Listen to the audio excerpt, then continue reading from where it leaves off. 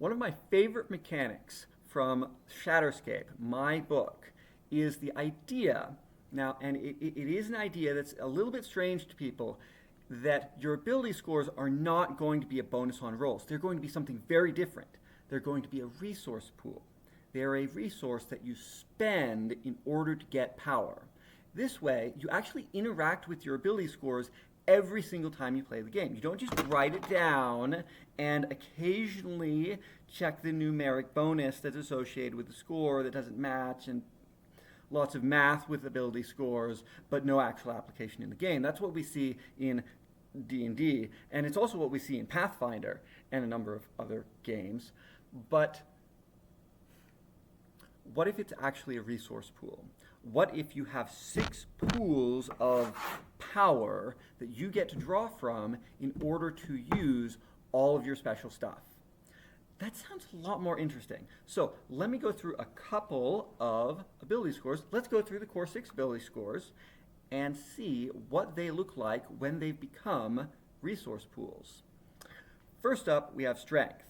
Strength determines how many items you can carry. And written right there on the card, it says these items can be broken. Take note that this is not a big number of items for you to use. You can carry a number of items on hand equal to your strength bonus.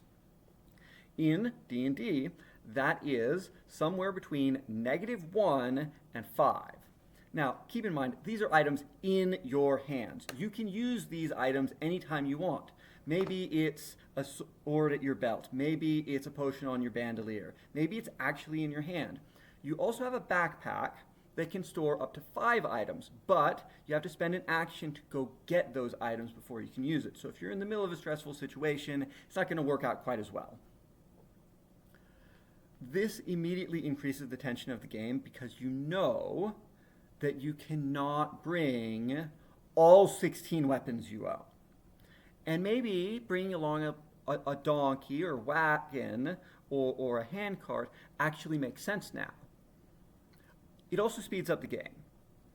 Wizards get flack for this, for taking a long time to take their turn. But have you ever had an instance where the rogue is just looking through their character sheet until they find that one item they were carrying that solves this problem? I mean, it's really fun when they finally pull it out. But what if you could only have 10 items total?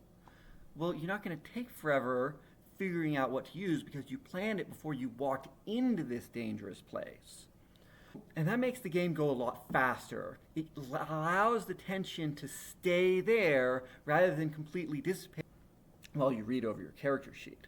So that is what the strength score does. Let's take a look at dexterity.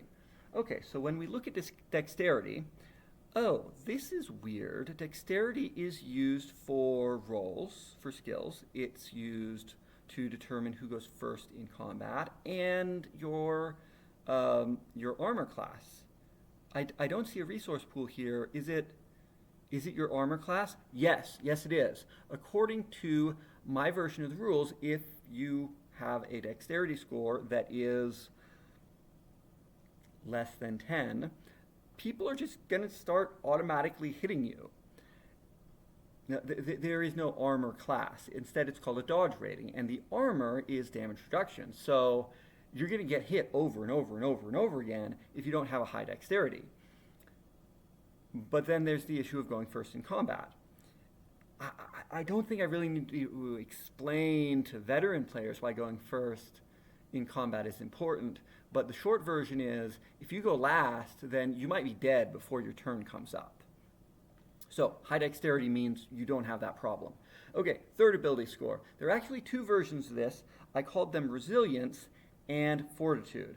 Now, I prefer using resilience, but fortitude is closer to the core rules in D&D. It is the barrier between you and death. So you're going to receive hit points, additional hit points based on your fortitude score. Your fortitude bonus is going to get added to your hit points every level. Hey, that's exactly like the core rules of the game. Okay, what else does it do? Well, it allows you to have a number of death saving throws equal to your fortitude. And you don't die until you have failed a number of saves equal to your Fortitude bonus. Okay, so that's going to be somewhere between -1 and 5. So if you have -1 available death saving throws, then you immediately die when you drop to 0 hit points.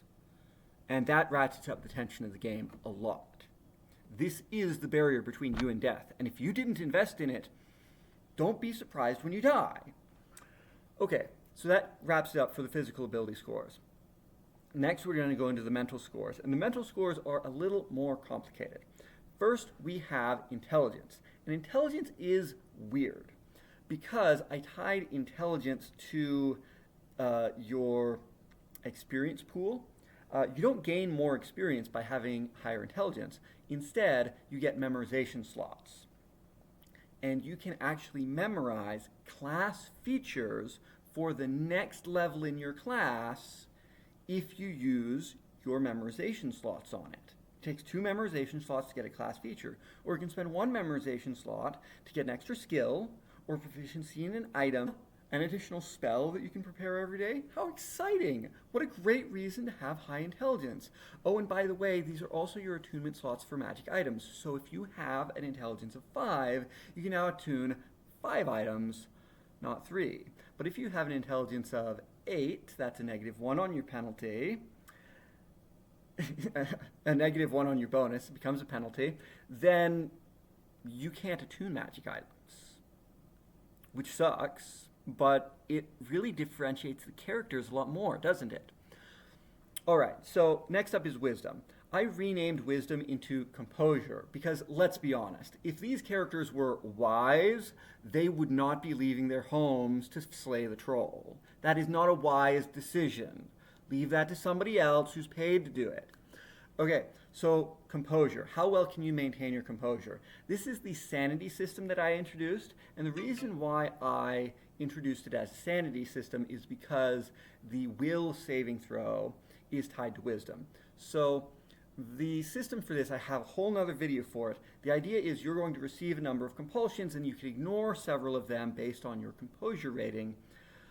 And you need to somehow, some way get rid of those compulsions before you actually reach that maximum level and lose your cool. You don't have permanent insanity from that. You just lose control of your character for a couple of rounds. Last one. Charisma. There are 2 versions of this as well. The first one is called presence. That's how much personal magnitude you have, how beautiful you are. It's the initial reaction that people have to you when you walk into the room. I'm not going to talk to you about that one because it's not nearly as interesting and it doesn't match up with the core history of D&D. Instead, we have the allies score where you get to acquire followers.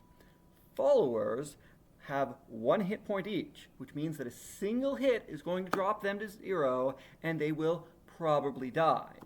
However, having that many more followers, that is 1 additional follower per point of bonus to your charisma, means that, yeah, you can have somebody else carrying your stuff. Okay, what about checking for traps? Well, he can carry a 10-foot pole and check for traps. Well, what about knowledge scores? Well, you can bring a sage with you. He's not going to fight in combat, but he can be really useful.